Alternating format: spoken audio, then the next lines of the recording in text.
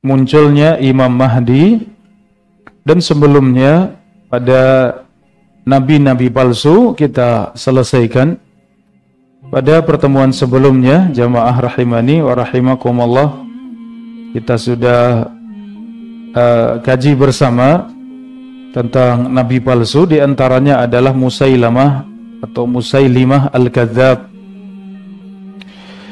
yaitu mereka-mereka yang muncul sebagai nabi palsu di zaman Nabi sallallahu alaihi wasallam. Di antara mereka adalah Tulaihah bin Khuwailid al-Asadi. Tulaihah bin Khuwailid al-Asadi, yang mana ia seorang sahabat yang kemudian murtad dan kemudian berlanjut mengaku sebagai nabi.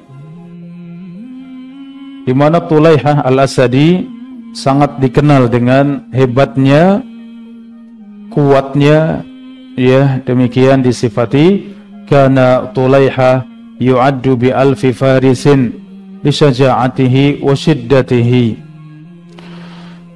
Tulaihah al-Asadi ia disamakan dengan 1000 pasukan perang karena keberaniannya dan karena kehebatannya di dalam bertempur. Ini Tulaihah bin Khuwailid al-Asadi, ya, dan ternyata terjadi perubahan di dalam dirinya sehingga sampai murtad dari Islam, bahkan kemudian mengaku sebagai nabi. Ini jamaah rahimakumullah, bagaimana al-iman yazid wa yanqus, iman itu bertambah dan berkurang. Demikian keadaan seseorang, terkadang istiqomah, terkadang terbawa dengan bisikan-bisikan hawa nafsu. Demikian sangat mudahnya. Oleh karenanya doa yang sering Rasulullah sallallahu alaihi wasallam panjatkan adalah ya muqallibal qulub tsabbit qalbi ala dinik. Ya Allah yang membolak-balikkan hatiku, tegarkan hatiku di atas agamamu. Kalau seorang sahabat saja bisa demikian, ya jamaah rahimakumullah, apalagi kita semuanya. Siapa yang menjamin kita? Siapa kita? Ya. Oleh karenanya hati ini ada di tangan Allah. Inna qulubal ibad baina usbu'ain min asabi'ir rahman yuqallibuha kaifa yasha. Sesungguhnya hati-hati manusia ada di antara 2 jemari Allah. Allah membolak-balikkan sesuai dengan kehendak Allah. Maka perbanyak doa dengan sungguh-sungguh. Doa sebagai seorang yang sangat butuh kepada Allah, panjatkan ini, ya muqallibal qulub tsabbit qalbi ala dinik. Jamaah rahimakumullah, Tulaihah mengaku sebagai nabi. Ia seorang yang sangat hebat, sangat berpengaruh di kabilahnya, sehingga kabilah-kabilah besar masuk bersamanya, menjadi pengikutnya. Di antaranya adalah kabilah Ghatafan, kabilah Asad, Toi. Ya, semua kabilah ini menjadi anak buahnya, ya Tulaihah al-Asadi. Jamaah rahimakumullah, setelah wafatnya Nabi sallallahu alaihi wasallam, di masa Abu Bakar radhiyallahu anhu, sahabat Abu Bakar mengutus pasukan perang untuk memerangi Tulaihah. Maka terjadilah peperangan yang amat besar. Ya, terjadilah peperangan yang sangat besar. Jamaah rahimakumullah, di antara yang sempat menjadi pengikutnya adalah Uyainah bin Hisan. Uyainah bin Hisan. Namun ia berjumpa langsung dengan Tulaihah al-Asadi sebagai nabi palsu tadi.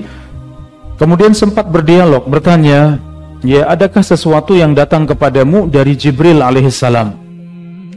Maka Tulaihah menjawab, tidak demi Allah. Faqala ma yunziruhu. Kemudian ia bertanya, bagaimana bisa ia atau Jibril menunda wahyu untuk sampai kepadamu? Maka faqad wallahi jahatna, Saya hanya berusaha untuk bersungguh-sungguh. Ya. Kemudian terus terjadi perbincangan di antara keduanya sampai kemudian ia mengatakan innalaka rahan karahahu wa hadithan la tansahu. Ya, seharusnya ketika engkau sebagai seorang nabi pasti ada sesuatu yang kau ingat, pasti ada wahyu yang kau bisa hafalkan. Ya, faqala azunnu qad alima Allahu annahu sayakunu laka hadithun la tansahu hadza wallahi ya bani Fazarah kadzab fantaliqu li sya'nikum.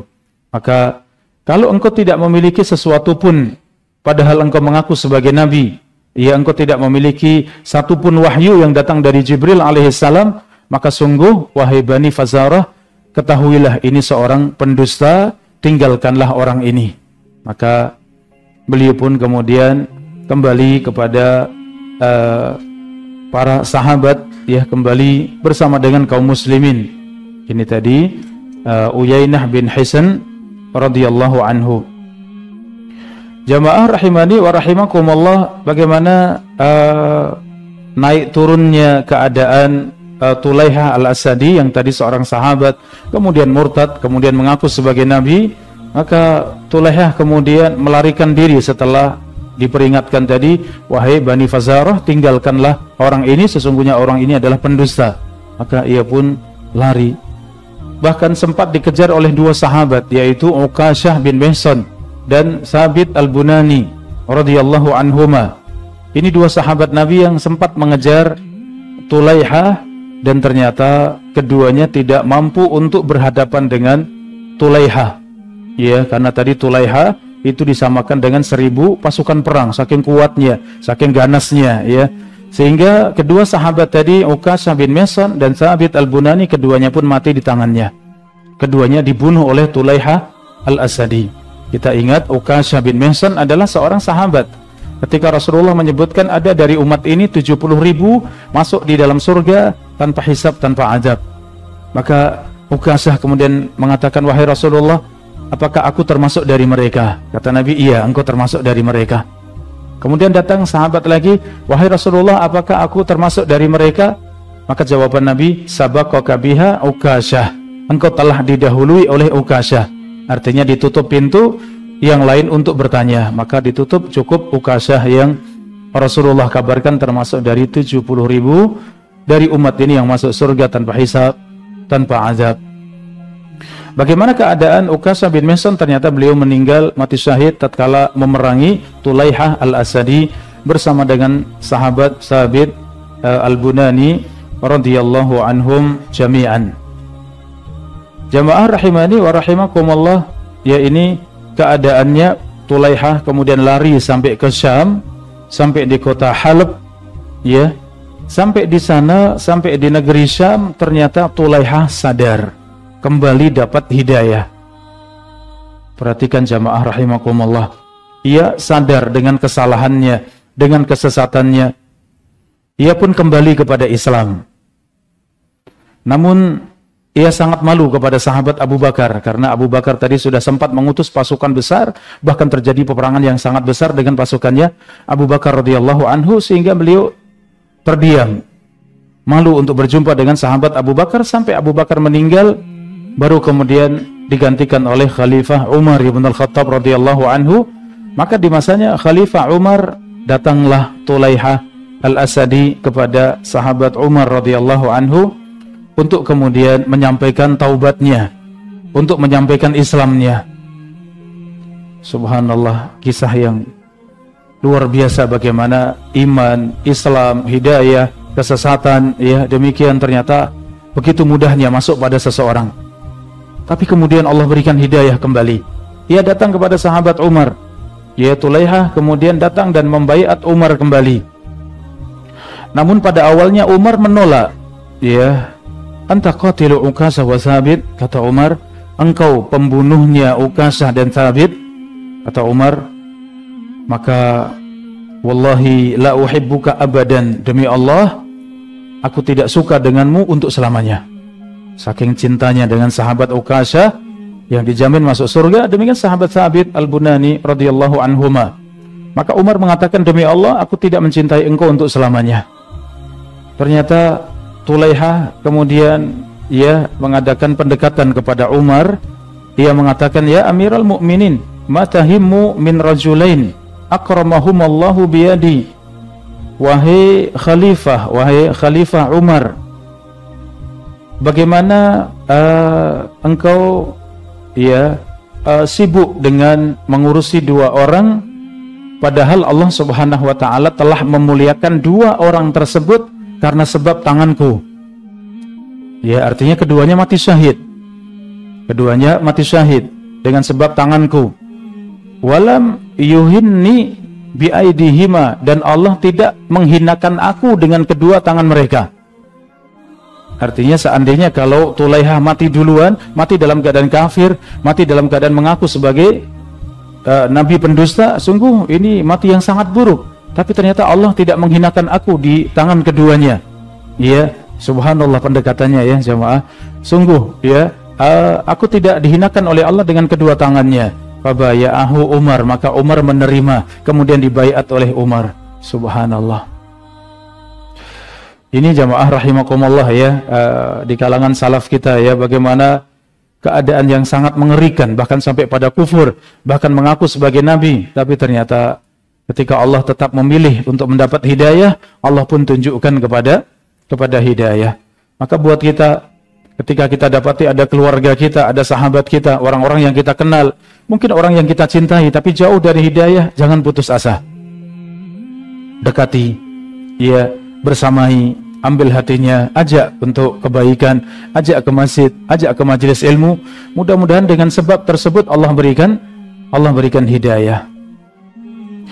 Jamaah rahimakumullah, dan akhir dari Tulaihah perjalanannya setelah baiat kepada sahabat Umar radhiyallahu anhu, demikian istiqomah di atas Islamnya sampai ia berjumpa dengan perang Nahrawan, perang Nahawan. Di dalam perang tersebut kemudian beliau mati syahid. Ya, dalam perang Nahawan beliau mati syahid di atas Islam. Ini jamaah rahimakumullah, contoh nabi palsu yang kemudian kembali ke dalam Islam, bertaubat, kembali ke jalan Allah Subhanahu wa ta'ala. Jamaah rahimakumullah, bagian yang kedua adalah nabi-nabi palsu yang muncul di zaman para sahabat.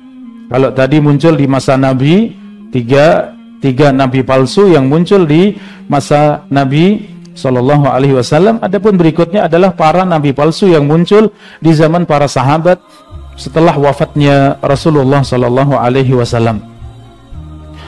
Jamaah rahimani wa rahimakumullah, yang pertama adalah Laqit bin Malik al-Azdi. Laqit bin Malik al-Azdi, atau dikenal dengan julukan Dhu Taj. Yaitu seorang yang mengaku sebagai nabi. Sama ini muncul di zamannya Abu Bakar radhiyallahu anhu, sampai kemudian diperangi oleh sahabat Abu Bakar. Terjadi peperangan yang luar biasa besarnya. Awalnya Laqit bin Malik mendapatkan kemenangan dalam perang yang pertama, maka kemudian Abu Bakar mendapatkan bantuan pasukan perang, dan kemudian terjadi peperangan yang kedua. Peperangan yang kedua lebih dahsyat lagi ya, terjadi di antara pasukan Abu Bakar dengan pasukannya nabi palsu Laqit bin Malik, sehingga kemudian Allah berikan kemenangan pada pasukan Abu Bakar pada peperangan yang kedua, sampai kemudian terbunuh dari pasukannya Laqit, terbunuh 10.000 pasukan. Ya, segitu banyaknya 10.000 pasukannya Laqit bin Malik, ya, itu terbunuh di dalam peperangan yang kedua. Ini jamaah rahimani wa rahimakumullah. Kemudian nabi palsu yang lain seorang wanita, yaitu Sajah bintu Al-Harith. Ya, Sajah bintu Al-Harith, seorang wanita yang mengaku sebagai nabi. Ia mengaku sebagai nabi ketika sahabat Khalid ibn Walid ia membawa pasukan untuk memerangi Musailamah Al-Kadzab. Ternyata sudah ada Sajah, ya, ia juga membawa pasukan ingin bertemu dengan Musailamah Al-Kadzab. Maka melihat yang demikian, Musailamah didatangi dua pasukan besar. Ya, didatangi pasukannya Khalid ibn Walid dan pasukannya Sajah bintul Harith. Maka kemudian Musailamah Al-Kadzab ia mendekati Sajah wanita yang mengaku sebagai nabi tadi didekati 4 mata, ngobrol 4 mata, ya, dan kemudian bertanya, engkau seorang nabi? Ya, wahai Sajah, engkau seorang nabi, coba sebutkan apa yang wahyu yang datang kepadamu.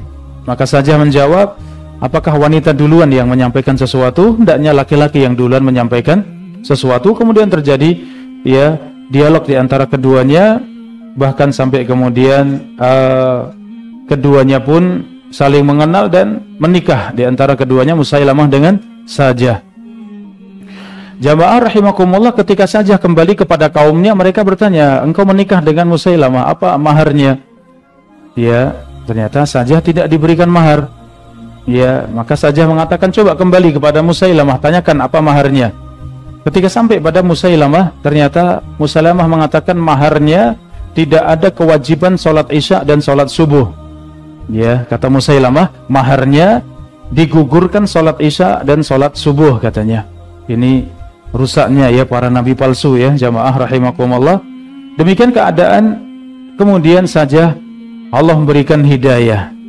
Wanita ini kemudian Allah kembalikan mendapatkan hidayah, sehingga di penghujung hayatnya Sajah kemudian bertaubat kembali ke dalam Islam, dan Islamnya pun baik sampai kemudian ia pun mati di atas Islam. Ini jamaah rahimakumullah, yang kalau dilihat pada asalnya para nabi palsu di awal-awal itu orang-orang yang hebat dalam kaumnya, ya, pada kabilahnya, orang-orang besar, orang-orang yang sangat berpengaruh. Tapi demikianlah ujian dunia, ujian jabatan, ujian ya, kekuasaan, sehingga mudah mungkin tergoyah. Anda bisa menjadi nabi, Anda seperti Muhammad, Anda sangat kuat, Anda punya pengaruh besar. Seandainya Anda mengaku sebagai nabi, demikianlah keadaannya. Maka pada akhirnya kemudian sadar, kembali kepada Allah Subhanahu wa taala, masuk di dalam Islam dan mati dalam keadaan di atas Islam. Jamaah rahimakumullah, di antara nabi palsu di zaman para sahabat adalah Al-Mukhtar As-Saqafi. Al-Mukhtar As-Saqafi dari Taif. Ya, di mana Mukhtar As-Saqafi ia tewas di tahun 67 Hijriah, dibunuh oleh pasukannya Abdullah bin Zubair radhiyallahu anhu. Jamaah rahimakumullah, Asma bintu Abi Bakar, ia meriwayatkan hadis dari Nabi sallallahu alaihi wasallam, yakhruju min Thaqif kadzabun wa mubir, akan keluar dari Thaqif seorang pendusta dan seorang mubir. Ya, seorang pendusta dan seorang yang sangat bengis, sangat beringas. Fa'ammal kadzab faqad ra'ainahu, yakni Al-Mukhtar. Maka kata Asma binti Abi Bakar, adapun yang Rasulullah maksudkan akan muncul dari Thaqif itu pendusta, maka kita sudah mendapatkan, yaitu Al-Mukhtar As-Saqafi. Adapun mubir, seorang yang sangat kejam, seorang yang sangat beringas, maka aku tidak melihat kecuali engkau, kata Asma binti Abi Bakar. Maksudnya adalah Al-Hajjaj bin Yusuf, ya, seorang pemimpin yang membunuh ratusan, ya, ulama, bahkan banyak sahabat dibunuh oleh Al-Hajjaj bin Yusuf. Ini jamaah rahimakumullah, maka itu yang Rasulullah sifati di dalam hadis tadi, hadis yang sahih yang diriwayatkan oleh Imam At-Tabrani rahimahullah. Jamaah rahimakumullah, kemudian yang terakhir, kelompok yang ketiga adalah para nabi palsu, yang itu muncul setelah zaman para sahabat. Ya, munculnya itu setelah selesainya masa para sahabat, wafatnya semua sahabat, kemudian setelahnya muncul, dan itu akan terus muncul. Rasulullah katakan akan muncul 30 pendusta, 30 nabi palsu.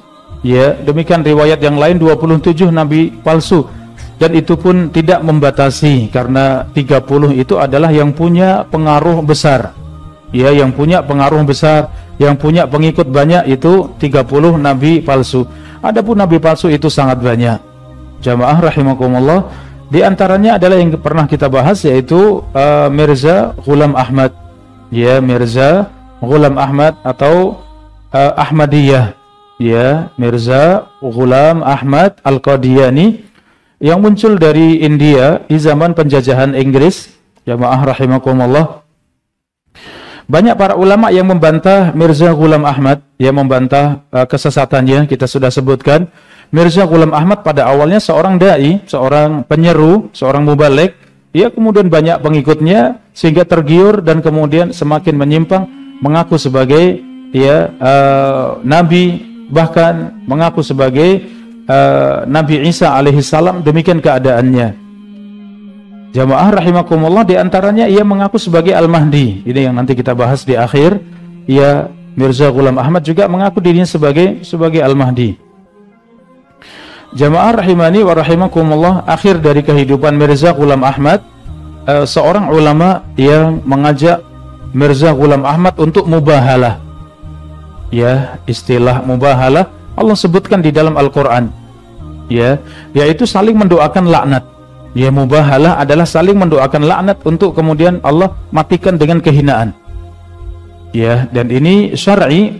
Ketika mendapatkan ahli kesesatan yang benar-benar sangat merusak, ya, maka boleh seorang yang berilmu, seorang yang alim kemudian mengajak mubahalah orang-orang seperti itu.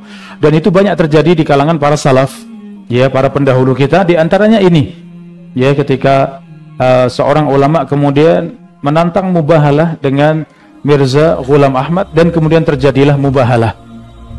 Ya, maka dari mubahalah tersebut, tidak lama dari kejadian tersebut, Mirza Ghulam Ahmad kemudian terkena penyakit kolera, kemudian mati dalam keadaan sangat hina. Ya, penyakit kolera, ia mati di dalam kamar mandi dalam keadaan sangat menjijikkan. Ya, Mirza Ghulam Ahmad mati di dalam kamar mandi dalam keadaan sangat menjijikkan. Inilah akhir dari keadaan nabi palsu Mirza Ghulam Ahmad yang mengaku sebagai nabi, mengaku sebagai Al-Mahdi. Dan ini kata para ulama, ketika mengaku sebagai Mahdi, Al-Mahdi itu diutus oleh Allah di zaman penuh dengan kemakmuran, penuh dengan keadilan. Ya, sedangkan di zamannya Mirza Ghulam Ahmad itu India sedang ada dalam penjajahan Inggris. Ya, sangat rendah, ya, sehingga semakin jelas bagaimana kedustaan Mirza Ghulam Ahmad.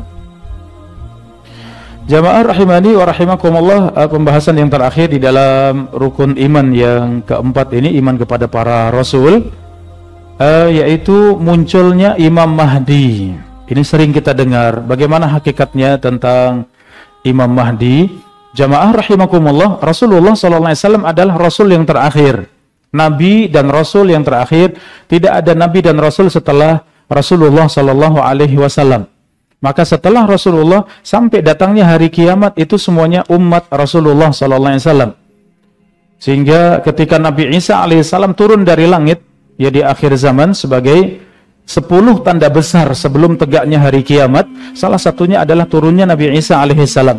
Ketika Nabi Isa alaihissalam turun itu sebagai seorang hamba biasa, bukan sebagai seorang rasul.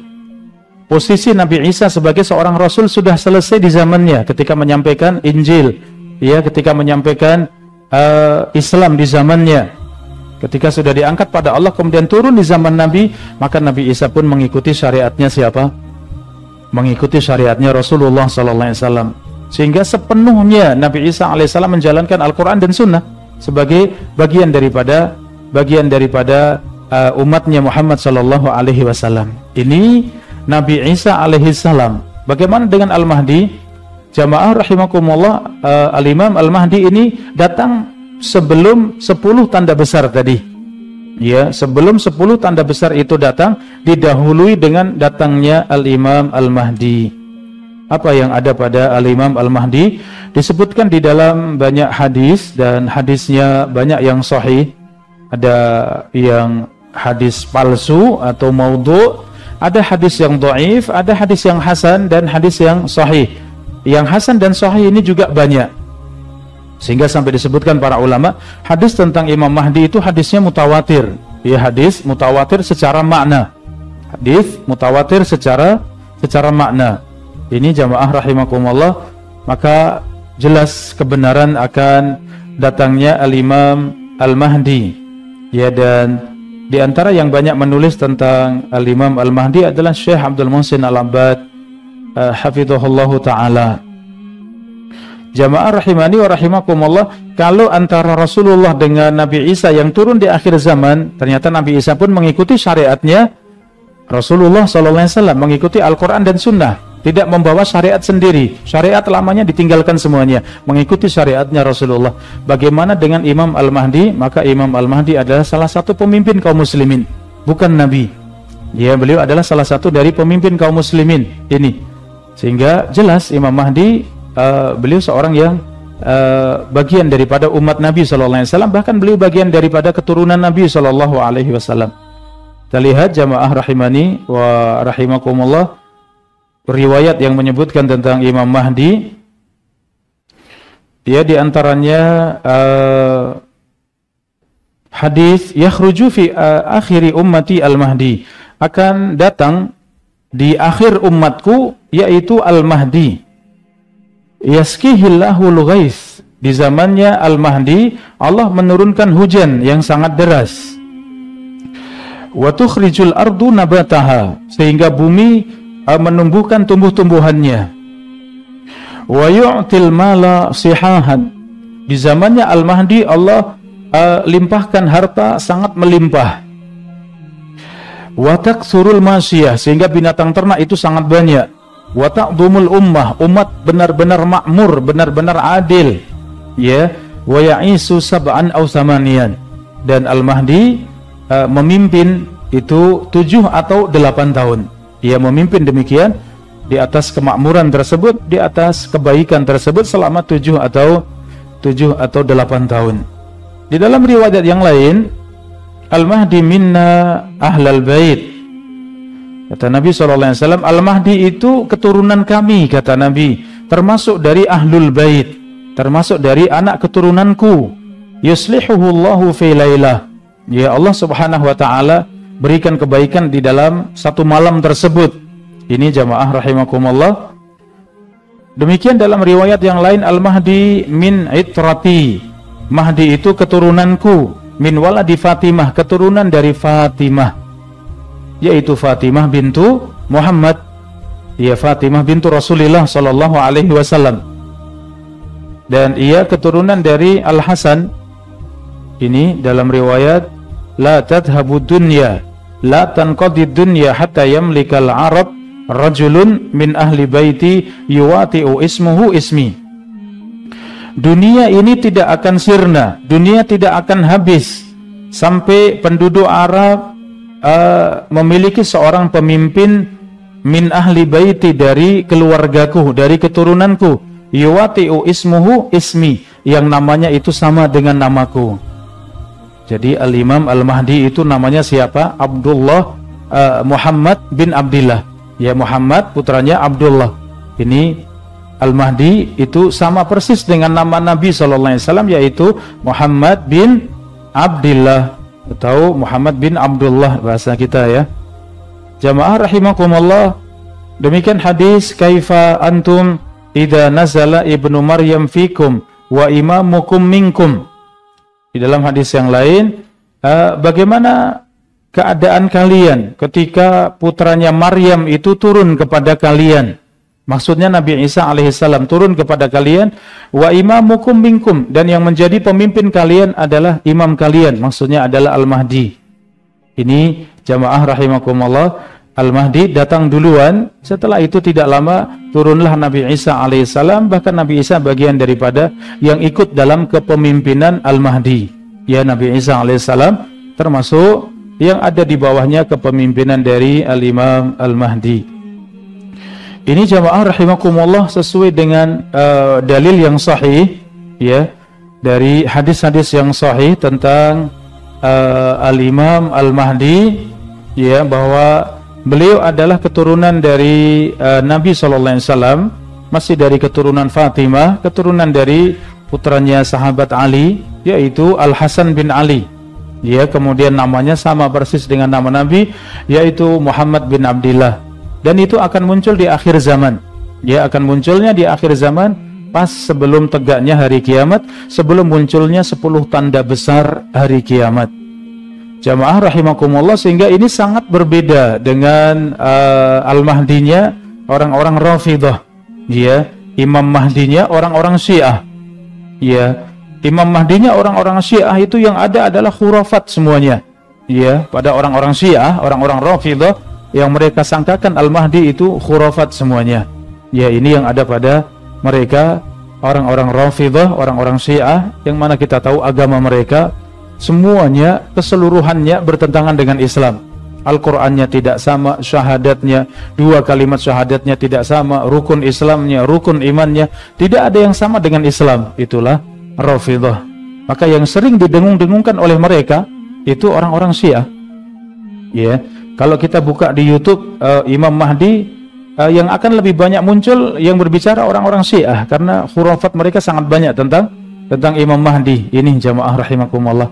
Tapi berbeda dengan menurut Ahlus Sunnah wal Jamaah, ya, bagaimana Al-Imam Al-Mahdi yang Allah Subhanahu wa taala turunkan di akhir zaman sebelum berakhirnya dunia ini.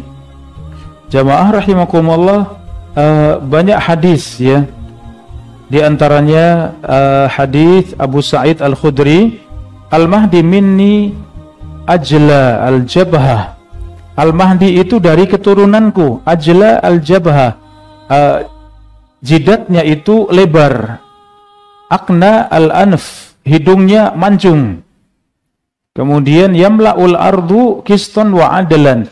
Ketika hadirnya Al-Mahdi, maka bumi ini keseluruhannya dipenuhi dengan kemakmuran dan keadilan.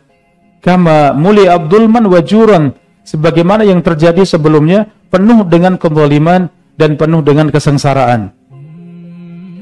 Wa yamliku sab'a sinin, ia akan menjadi pemimpin selama 7 tahun. Ia akan memimpin selama 7 tahun. Dan hadis-hadis yang seperti banyak, jamaah rahimakumullah, hadis ini dihasankan oleh Syekh Al-Albani rahimahullah. Jamaah rahimani wa rahimakumullah, ini sekilas tentang Al-Imam Al-Mahdi. Ya, kalau kita mendengar tentang Imam Mahdi, ya, sering kita dengar Imam Mahdi, maka ini hakikatnya itu keturunan Nabi, yaitu dari Alul Bait, ya, dari keturunan Nabi, dari keturunan Fatimah, ya, suaminya Ali, ya, putranya Al-Hasan. Sebagian menyebut keturunan dari Al-Husain, tapi yang lebih kuat bahwa Al-Mahdi ini keturunan dari Al-Hasan, yang namanya itu sama dengan Rasulullah sallallahu alaihi wasallam, dan Rasulullah pun menyifati tadi bahwa ia seorang yang murni dari keturunan Nabi, ya, dengan sifat tadi jabhahnya, jidatnya, ya, atau dahinya itu lebar dan mancung hidungnya, ya. Kemudian namanya persis seperti nama Nabi sallallahu alaihi wasallam, Muhammad bin Abdillah, sebagian menyebut Ahmad bin Abdillah. Taib, ini jamaah rahimakumullah yang kita kaji pada kesempatan malam yang mulia ini, dan ini sekaligus menutup pembahasan kita dalam iman kepada para rasul, ya. Cukup panjang pembahasan kita tentang iman kepada rasul. Insyaallah kita akan masuk pada rukun iman yang kelima dalam pertemuan berikutnya, yaitu iman kepada hari akhir, ya. Dan ini juga perjalanan panjang bagaimana kehidupan di hari akhir, insyaallah akan kita bahas setelah perjumpaan ini. Wallahu taala a'lam bissawab.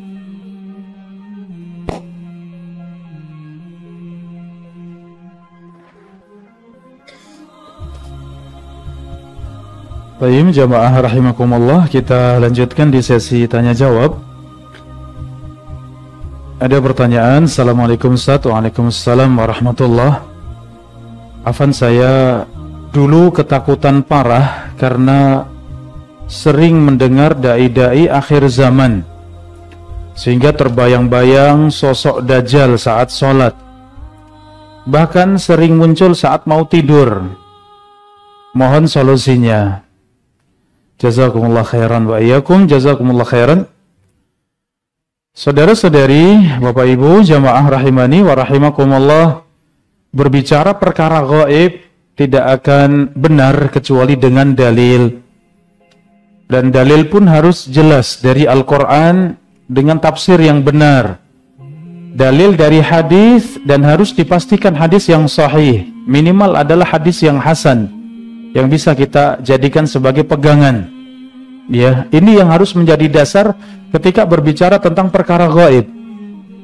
Dalam semua syariat kita seperti itu, apalagi berbicara tentang perkara gaib. Ya, sehingga yang Anda sebutkan tadi, para dai akhir zaman ya, yang kemudian banyak mengungkap perkara-perkara yang sangat mengerikan atau bahkan sangat menggelisahkan masyarakat ya, tapi ternyata ya cocok logi ya, hanya mencocok-cocokkan tanpa dalil ya, sehingga yang terjadi masyarakat gelisah ya, akan terjadi ini, akan terjadi itu, akan sangat dekat dengan kiamat dan seterusnya. Bahkan yang Anda rasakan ya, Dajjal sudah sangat menghantui ya. Ini semuanya ya sangat jauh dari kebenaran ya. Jamaah rahimakumullah, kalau kita kembali kepada dalil Al-Quran dan Sunnah, luar biasa betapa tenangnya hati seorang mukmin ya.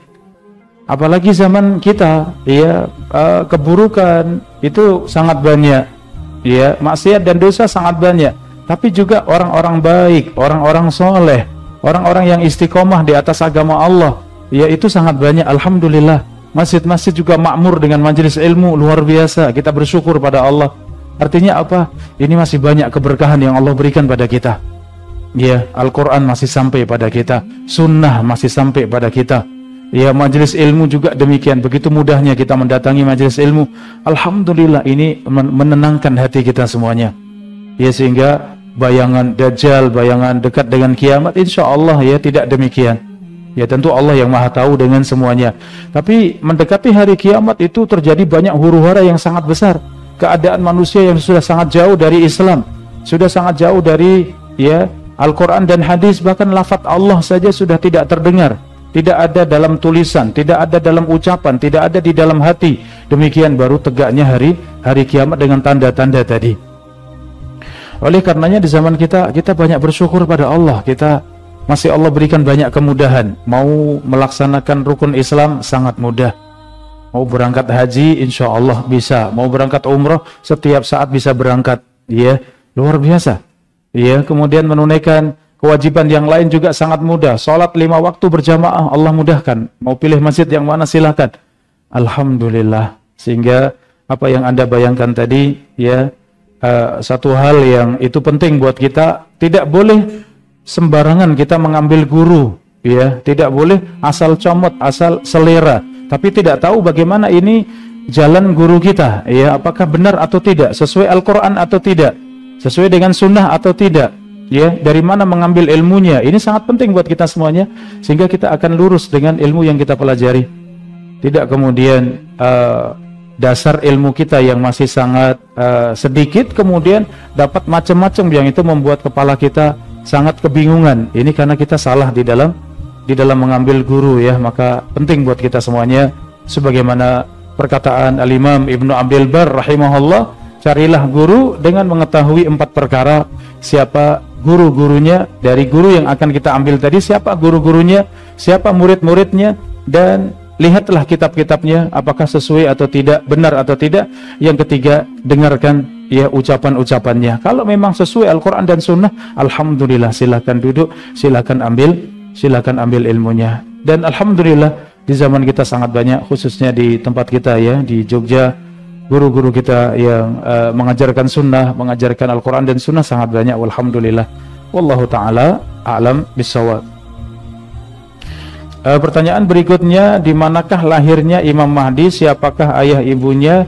Apakah termasuk dari suku Quraisy? Dan di manakah Imam Mahdi dibaiat dan siapa saja pengikutnya? Masya Allah, ini beberapa kali kajian ini ya. Tapi memang riwayat-riwayat yang sahih tadi kan ada 4 saya sebutkan. Ada yang palsu ya, yang maudhu, hadis yang maudhu tinggalkan, hadis yang dhaif tinggalkan, sisa 2 hadis yang hasan dan sahih. Hadis dan hasan dan sahih ini pun tidak banyak menyebutkan tentang Imam Mahdi ya, tidak banyak.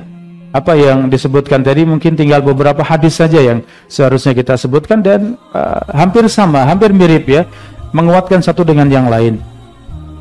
Intinya bahwa tidak banyak terkait dengan pertanyaan Anda tadi pun, dalam hadis pun tidak terjawab ya. Lahirnya di mana, siapa ayah ibunya ya. Kemudian dari suku Quraisy, iya, dari Quraisy, bahkan keturunan Nabi langsung ya, keturunan Nabi, keturunan sahabat Ali. Ya, keturunan dari Fatimah bintu Rasulillah, dari Al Hasan bin Ali. Ya, kemudian para pengikutnya adalah seluruh kaum muslimin. Ya, seluruh kaum muslimin mengetahui bahwa itu adalah Imam Mahdi. Maka bumi ini dipenuhi dengan kemakmuran dan keadilan di seluruh penjuru negeri ini. Ya, seluruh penjuru dunia, kaum muslimin semua dipenuhi dengan kemakmuran. Tadi yang dari langit turun hujan dengan deras, yang dari tanah itu semua menumbuhkan tumbuh-tumbuhan. Ya, demikian kekayaan itu sangat melimpah, pemimpin yang adil, ya, yang amanah. Demikian keadaannya luar biasa. Yang sebelumnya itu penuh dengan kezaliman dan kecurangan, ya. Ini wallahu taala a'lam bissawab. Berikutnya, apabila hendak melakukan jual beli, kemudian pembeli menentukan hari tertentu untuk melakukan transaksi, tapi dibangun di atas keyakinan kejawen, ya, dianggap sebagai hari yang baik, apakah penjual boleh mengikuti apa yang diajukan pembeli? Jamaah rahimakumullah, semua hari baik. Ya, artinya kalau mengikuti hari itu, yaitu urusan dia dengan Allah. Tapi kita sebagai saudara muslim tentu mengingatkan, ya, sambil tetap laksanakan transaksi tadi. Kalau memang bisa diajak ke hari yang lain, kalau memang tidak masalah insya Allah buat kita. Tapi kemudian ketika ketemu, ya ingatkan bahwa Bapak di dalam Islam itu tidak ada tahun yang tidak baik, tidak ada bulan yang tidak baik, tidak ada hari dan waktu yang tidak baik. Semua di sisi Allah semuanya baik. Ya, sehingga tidak boleh membedakan satu dengan yang lain tanpa dasar, tanpa dalil, ya. Sampaikan demikian sehingga tidak ada buat kita yang menggelisahkan, mengkhawatirkan, menakutkan, tidak ada, karena semua waktu dan hari itu baik, ya. Sehingga silakan bisa diambil semuanya kapanpun, ya, dimanapun, selama itu tempat yang baik, silakan. Ini kita sambil berdakwah, ya, insya Allah. Mudah-mudahan dengan demikian kita bermuamalah, kita jual beli, kita transaksi, tapi juga bisa sambil menyampaikan ilmu, ya, bisa sambil berdakwah. Betapa banyak orang-orang soleh, ya, ternyata mereka dapat hidayah itu karena sebab orang-orang baik yang seperti ini. Contoh paling besar di negeri kita yang membawa Islam ini siapa? Para saudagar yang membawa Islam di negeri kita. Negeri kita ini negeri, ya, negeri musyrik, ya, Hindu, Buddha, animisme, yang tidak mengenal Islam sama sekali. Kemudian datang pertama kali siapa? Para Gujarat, para pedagang, para saudagar yang datang ke negeri kita dengan akhlaknya, ya, kemudian dengan Islamnya ditunjukkan, ya, semua kebaikan di dalam Islam. Subhanallah, negeri ini hampir 100% masuk dalam Islam. Coba, karena apa? Karena akhlak tadi. Maka seperti itulah kita berdakwah, ya. Hendaknya kita dekat kepada, ya, saudara-saudara kita, mungkin dengan sebab dekat, dengan sebab akhlak mulia tadi, kemudian Allah bukakan hidayah, Allah berikan hidayah untuk mereka semuanya dan untuk kita khususnya. Baik, demikian jamaah rahimakumullah kajian di kesempatan malam yang mulia ini, mudah-mudahan bermanfaat untuk kita semuanya. Wallahu taala a'lam bissawab. Wassallallahu wasallam ala nabiyyina Muhammadin wa ala alihi washabihi ajma'in, wa akhiru da'wana anil hamdulillahi rabbil alamin. Wassalamualaikum warahmatullahi wabarakatuh.